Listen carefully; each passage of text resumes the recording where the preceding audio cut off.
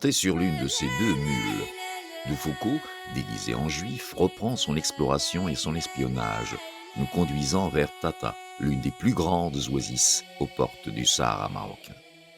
Durant son séjour à l'ombre de Tessite, sa première étape dans le Sahara marocain, il nous avait décrit l'oasis en détail, s'attardant sur les particularités de ses habitants et de leurs suzerains, les Iddaoublal, sur leur caractère, leurs habitudes alimentaires et vestimentaires, ainsi que sur les différentes variétés de dattes produites par leurs oasis. Il nous a également fait découvrir le système de gouvernement, les règles de clientélisme et d'alliance, les coutumes judiciaires qui gèrent les relations entre individus, clans et tribus. Dans cette étape, il poursuit sa description des lieux mêlés au récit de son expérience personnelle avec les habitants d'Agadir Tessinte, nous présentant l'un des notables qui deviendra un de ses plus fidèles amis.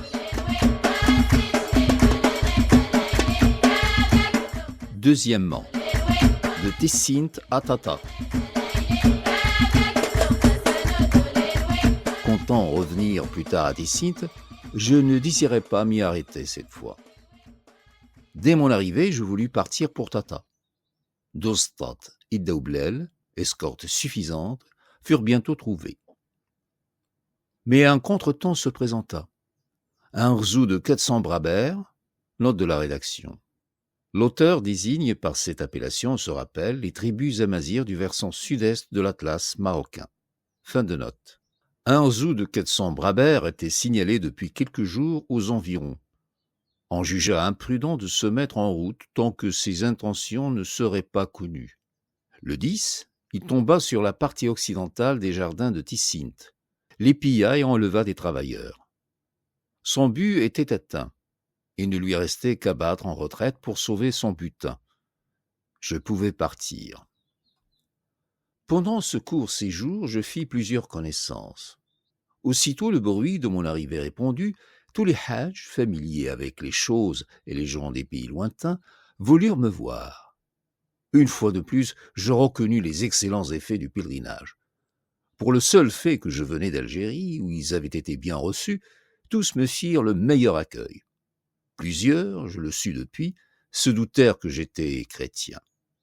Et n'en dirent mot, comprenant mieux que moi peut-être les dangers où leur discours pourrait me jeter.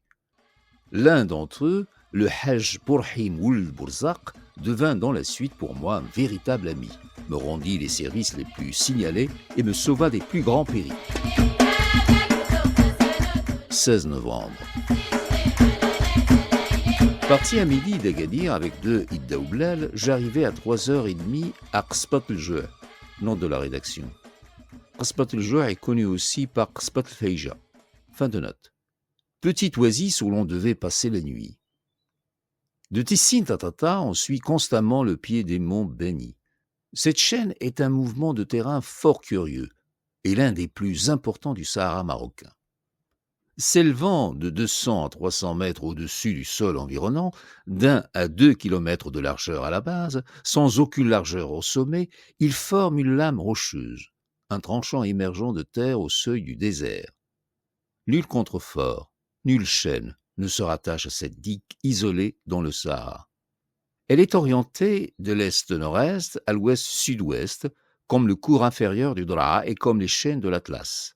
La longueur en est grande. Elle est traversée, dit-on, par le Draa au-dessous de Tomgrout et se développe toujours semblable, gardant même composition, même forme et même hauteur, jusqu'au bord de l'océan, où elle expire au sud du groupe de villages appelé Ouednoun.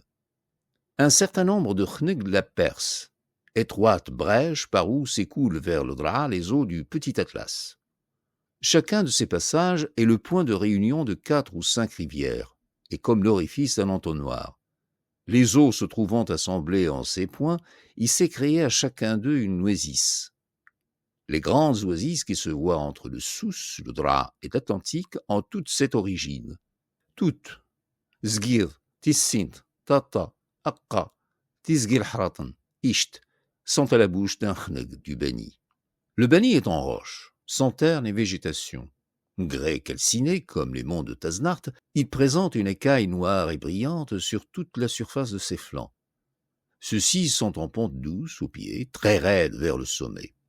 En mains endroits du Beni existent des minerais, cuivre, zinc, argent, or, vers l'Occident. Au nord de cette muraille s'élèvent les pentes du Petit Atlas. Commençant à son pied, à l'ouest, elles sont séparées d'elle par la Feija, dans la portion orientale. Au sud, plus une montagne, la plaine à perte de vue. Tel est le Beni, la dernière chaîne avant le grand désert. Parallèle au grand et au petit Atlas, il est comme le ruban d'écume qui borde la plage en avant de ces deux vagues monstrueuses. Je suivrai cette chaîne remarquable jusqu'à Tata, tantôt en longeant le pied, tantôt maintenant à peu de distance, marchant dans la Feija d'abord, sur les premières pentes du petit Atlas ensuite. Le chemin est facile.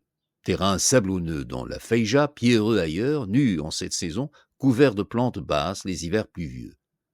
Comme arbres, des gommiers de 2 à 3 mètres, d'autant plus nombreux qu'on se rapproche du lit de quelques ruisseaux ou qu'on s'éloigne du Beni, au pied duquel le sol, tout de roche, ne leur permet pas de pousser. Point de gibier dans ces régions stériles, si ce n'est des mouflons. Eux seuls vivent dans les vastes solitudes du Petit Atlas et sur les rocs du Beni. Au sud de celui-ci, dans la plaine, courent de nombreuses gazelles. Depuis le Khnec de Tessint jusqu'à Qasbat el-Jour, je n'ai cessé de suivre l'oued Qasbat el-Jour. À hauteur de Aqqa Aït Sidi, il a 12 ou 15 mètres d'eau, dans un nid de pierre de largeur double, que bordent 2 parois rocheuses et escarpées levées de 20 à 30 mètres. 2 kilomètres plus haut, l'eau courante disparaît. Il reste des flaques plus ou moins longues, de distance en distance.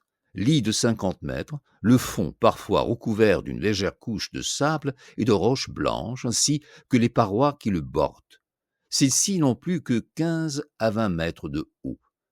Peu après, il s'abaisse encore et se change en talus de sable de 10 à 15 mètres, formant de chaque côté une ligne de dunes irrégulière appelée hydromen. À partir de Trit, plus d'eau dans l'oued. Lit de galets au niveau de la Feija. Dans l'oasis de Qasbat el-Jour, la rivière prend une largeur extrême, mais reste à sec. Le lit, moitié sable, moitié gravier, se remplit de palmiers et, confondu avec le terrain qui l'entoure, cesse bientôt de se distinguer. Chemin faisant, j'ai traversé la petite oasis de Trit, bois de palmiers au milieu duquel s'élève un qsar d'environ 100 maisons, peuplé de Hratn, vassaux des Iddaoublel. Trit se gouverne à part. De Tessint à Qasbat el-Jour, beaucoup de monde sur la route. 17 novembre. Séjour à Qasbat el-Jour. Note de la rédaction. Elle s'appelle aussi Qasbat el-Feija. Fin de note. Qasbat el-Jour est un grand qsar, situé au milieu d'une belle oasis. Les constructions s'élèvent sur les premières pentes de la plus basse et la plus septentrionale des 3 collines qui, se dressant près du Beni, sans s'y rattacher, forment un massif isolé au bord de la Feija. L'oued Qasbat el-Jour, plein de dattiers, confondus avec le sol de l'oasis, contourne ce massif. À son entrée dans les plantations, il reçoit sur sa rive gauche l'oued Tariq Tergent. Note de l'auteur. On l'appelle aussi parfois par abréviation Oued Tergent. Fin de note. Ainsi nommé parce que, pour gagner au nord-ouest le qsar de ce nom, on en remonte le cours un certain temps. Ici, les palmiers, moins serrés qu'à Tessint, ombragent des cultures. Le sol est sablonneux. Point d'eau courante. L'oued est à sec, à moins qu'il ne pleuve. Une nappe d'eau existe sous le sol à peu de profondeur. Une multitude de puits sont creusés dans l'oasis. Par eux, la Kasbah s'alimente et irrigue ses plantations. L'arrosage des palmiers est inutile les années de pluie. Que l'eau coule dans l'oued durant 24 heures, c'est assez pour inonder l'oasis, assez pour que la terre soit fécondée, assez pour que la récolte de grains et de dattes soit assurée. Mais il ne pleut pas tous les ans. En voici 7 que ce bonheur n'est arrivé. 7 années de sécheresse viennent de passer sur la partie occidentale du bassin du Dra. Le pays s'en est ressenti et est fort appauvri. L'orge est hors de prix. Il n'y a presque plus de bétail. La misère est générale. Un ciel nuageux et un peu de pluie ayant signalé le commencement de ce mois, l'allégresse fut universelle. On employa les dernières économies à acheter des grains, et chacun se mit à labourer avec acharnement. Tous déploient ici une activité fiévreuse. Pas un homme de la Kasbah qui ne soit au travail. On voit de toutes parts des gens conduisant leurs charrues entre les palmiers, traînés par des vaches, des chevaux, des mulets, des ânes et, faute de mieux, des femmes. Les bêtes de somme et de trait sont rares dans l'Ersar et le moment des semailles va passer. Qasbat el-Jour est vaste, prospère et bien construite, partie en pisé, partie en pierre. Les habitants Shlaha contrastent par leur blancheur avec les noirs possesseurs des oasis voisines. Exception remarquable, ils ne reconnaissent point de suzerain. Nom de Dbiha sur personne. Beaucoup d'entre eux sont shrifs, la plupart sont riches. Ils forment 400 fusils. Leur langue habituelle est le tamazight. Presque tous savent aussi l'arabe. Fraction des Aït-Semmeg de la rive gauche du Souss et depuis longtemps séparés de leur tribu mère, ils ont conservé de bons rapports avec elle et en cas de guerre, malgré la distance, lui envoient et en reçoivent des secours. Ils sont en bonne relation avec les Idaoublal. Beaucoup épousent des femmes de cette tribu. Qasbat el-Jour est célèbre par l'abondance et la bonne qualité de ses dattes.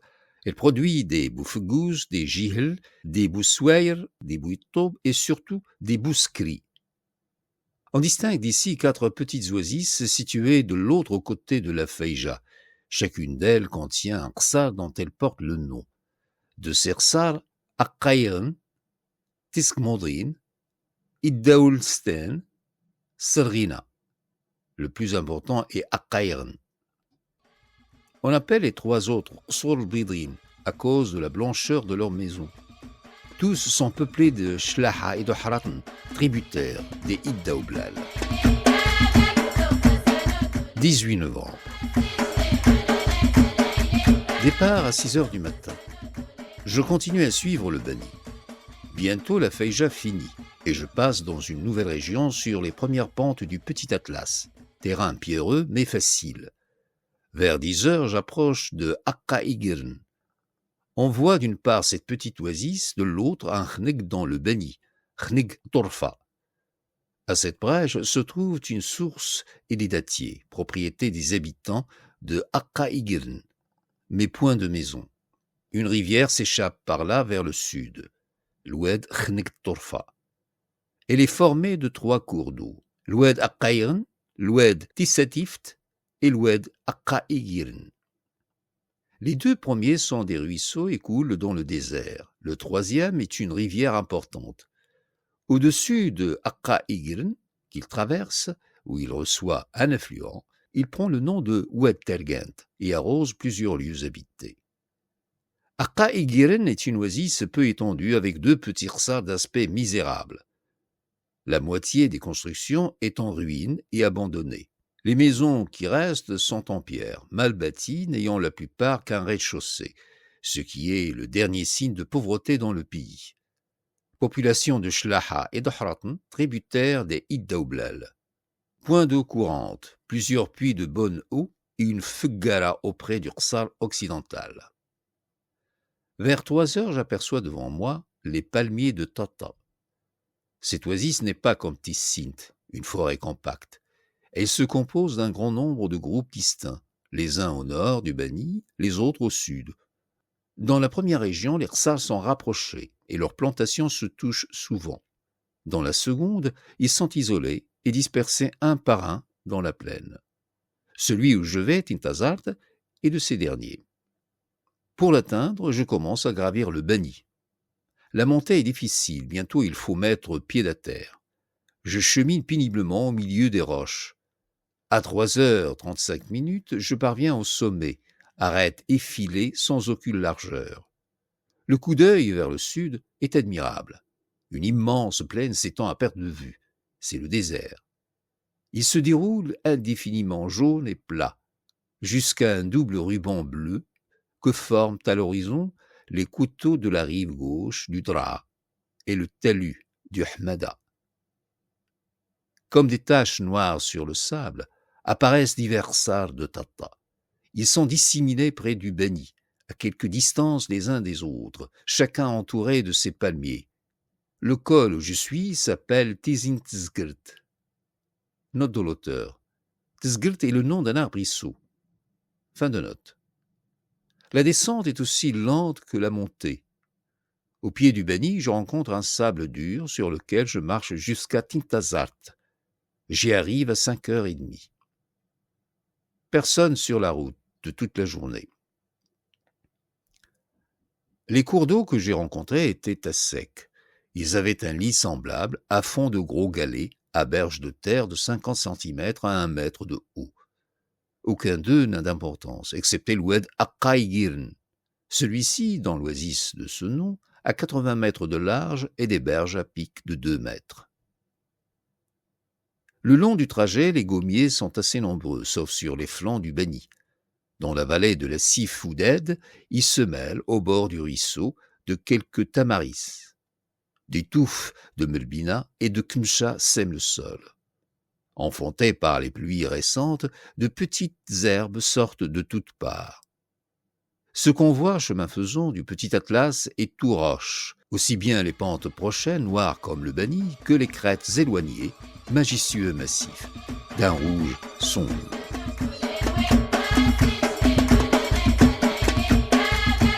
Troisièmement, Tata.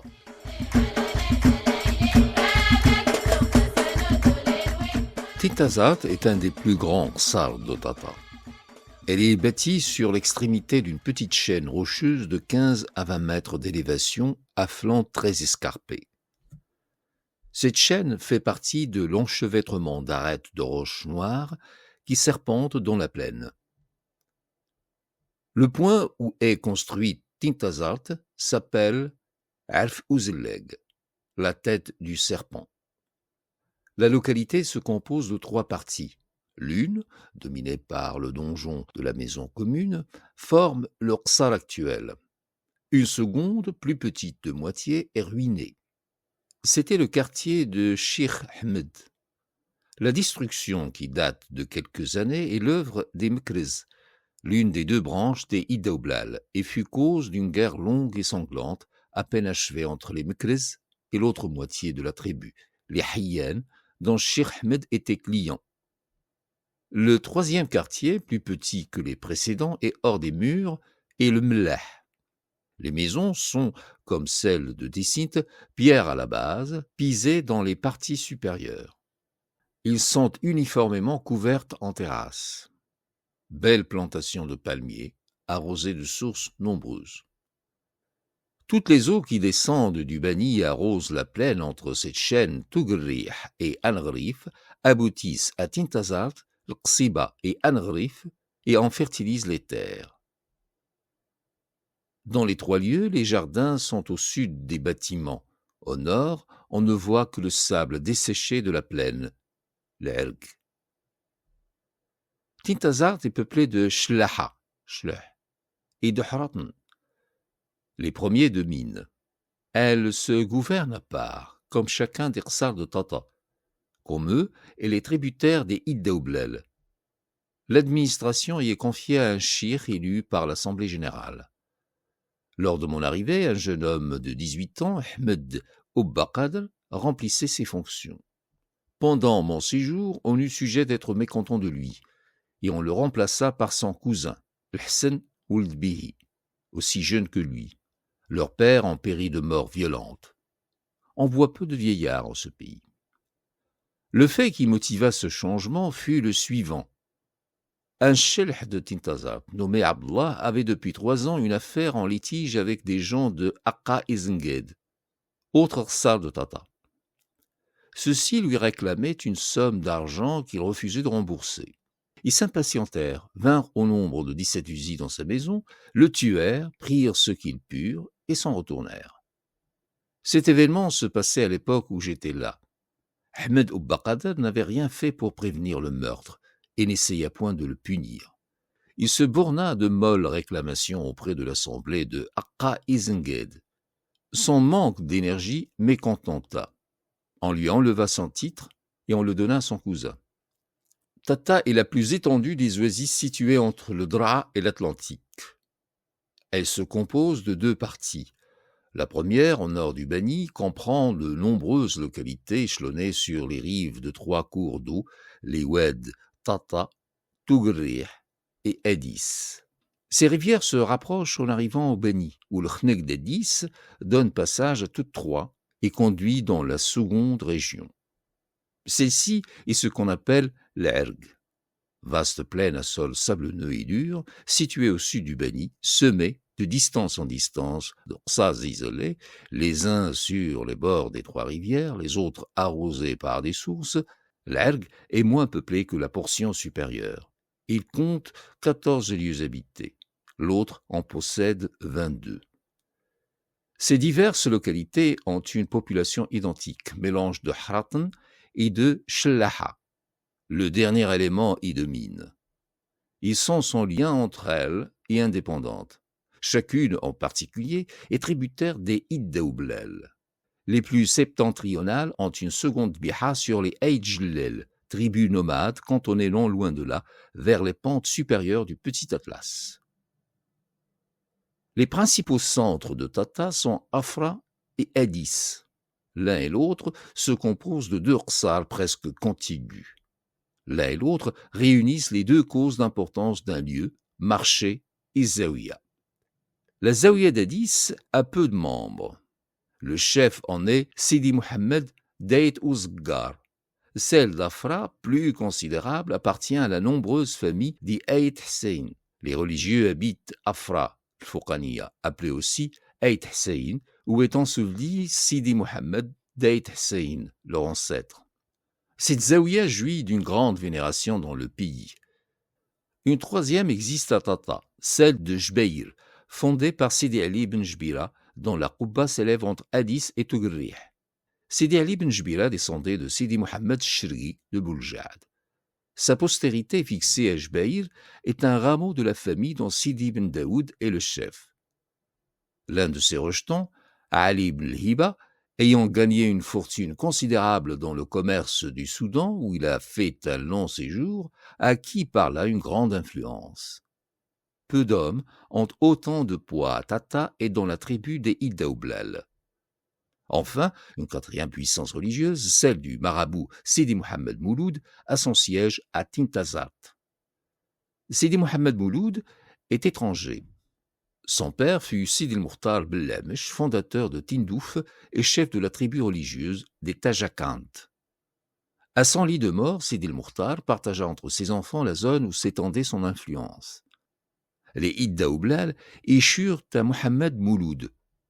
Pour être près d'eux, il s'établit à Tata. Mais la tribu est des moins dévotes et ne lui donne ni travail ni profit. A-t-on un acte à dresser, quelque chose à écrire? On s'adresse à lui. Une légère rémunération le gratifie. Là se bornent et ses fonctions et ses bénéfices. Encore lui préfère-t-on souvent son frère cadet, Ahmed Dinia, qui réside à Tindouf. Le commerce de Tata, considérable naguère, quand y arrivaient les caravanes du Soudan, est presque nul aujourd'hui. On se borne à chercher à Marrakech les produits européens indispensables, à demander aux sous son huile, à exporter des dattes. 2 marchés, le Tlata d'Afra et le Khmis d'Addis. J'ai été une fois à ce dernier. Il se tient dans le Khneg d'Addis, sur la rive droite de l'oued Addis, en face de Temsoult, à l'ombre des palmiers. De petites niches de pisé ou de pierre adossées au tronc servent de boutique aux marchands. Le jour où j'y fus, les produits en vente se réduisaient à peu de choses. Des grains, du bétail, de l'huile, des légumes, des cotonnades blanches, beaucoup de khnt, un peu de thé et de sucre. Il n'y avait ni allumettes, ni papier, ni aiguilles. Le marché était peu animé. On semblait y être venu plutôt par désir de distraction afin de se voir et causer que pour acheter. Tata a de nombreux dattiers. Les bouffegous dominent, puis viennent les bouirtob, les jihl, les boussouer et plus rares, les bouskris. Les arbres sont, comme Arsbat le jour, assez espacés pour que grains et légumes se cultivent entre leurs intervalles. Les années de pluie, on sème de l'orge dans l'Elg, au bord des rivières et dans le voisinage des palmiers, partout où l'on peut arroser. Outre la population tamazirt, un certain nombre d'Iddaoublel vivent à Tata, nom d'Irsar du sud. Des familles de la tribu habitent Al-Qsiba, Izran, Tougrih. Les unes s'y sont établies paisiblement. La plupart y sont entrées de force à la faveur des divisions des habitants. Tel est le cas de Tougrih, lieu où ils sont le plus nombreux. Au cours de querelles intestines, une des factions y demanda l'appui d'Iddaoublel. Ceux-ci entrèrent, chassèrent une partie des habitants, s'emparèrent des meilleures maisons et des jardins et s'installèrent. Plusieurs localités en ruine jonchent le sol de Tata. Qasbat al-Makhzen et Tiggan al-Qadim sont abandonnés depuis une époque dont la mémoire est perdue. 5 d'Irsar de Telbnout, de 7 que comptait ce groupe, ont été, il y a 30 ans, ruinés par les Iddaoublel. Des quartiers de Tintazart et d'Izran viennent d'être détruits par la même tribu.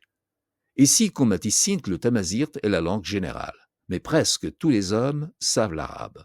Mon compagnon, le rabbin Mardoké, se trouvait à Tintazart au milieu de sa famille, entre un frère et une foule de parents. Il était juste de lui permettre de jouir de leur société. Je le laissais se reposer auprès des siens pendant que je faisais 2 excursions, l'une au lit de l'Ouadra, l'autre à l'oasis d'Aqqa. Pour le peu de temps que je devais rester à Tintazart, je n'avais pas besoin de faire de dbiha sur aucune personne d'Ursar. Ayant à séjourner davantage sur le territoire des Iddaoublal, il était indispensable de m'assurer de ce côté en me munissant de 2 patrons parmi eux. En temps ordinaire, un seul eût suffi, mais la longue guerre qui les a divisés finit à peine. Les membres d'une fraction ne garantissent pas encore contre ceux de l'autre. Il faut avoir son protecteur dans chacune d'elles.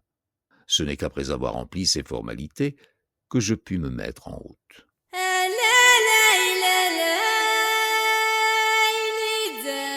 Lu pour vous par Mohamed El Kachtoul.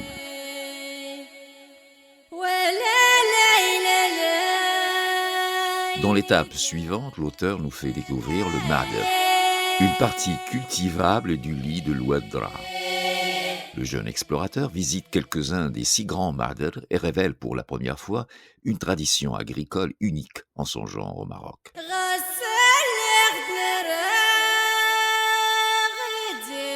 Veuillez vous abonner à la chaîne Maghriberia sur YouTube pour être au rendez-vous avec cette aventure qu'est Reconnaissance au Maroc.